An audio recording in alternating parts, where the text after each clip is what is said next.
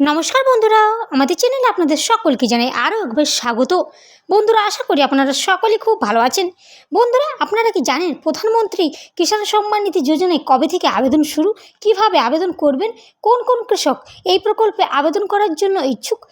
বন্ধুরা, আপনারা কি 17তম কিস্তির টাকা পেয়েছেন? কবেই বা পাবেন এবার 18তম কিস্তির টাকা? চলুন সমস্ত কিছু জেনে নিন ভিডিওতে। তাই ভিডিওটি কোনো রকম স্কিপ না করে অবশ্যই শেষ পর্যন্ত সঙ্গে থাকুন। বন্ধুরা, আপনারা সকলেই জানেন প্রধানমন্ত্রী নরেন্দ্র মোদী 2019 সালে ভারতের অন্তর্বর্তী কেন্দ্রীয় বাজেটের সময় বন্ধুরা এই উদ্যোগটা নিয়েছিলেন।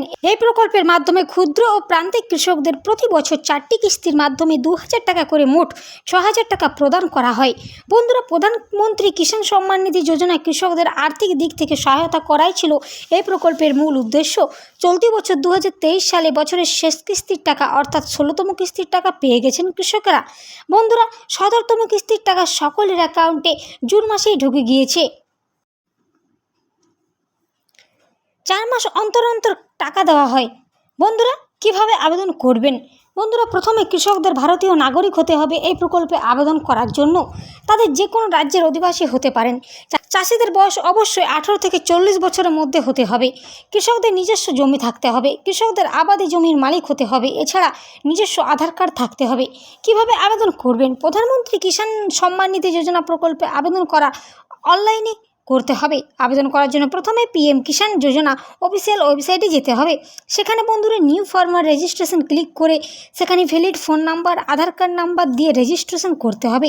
পরবর্তী স্টেপে সমস্ত ডিটেলস সঠিক করে বসিয়ে ভালোভাবে ব্যাঙ্ক অ্যাকাউন্ট ডিটেলস জমা করতে হবে।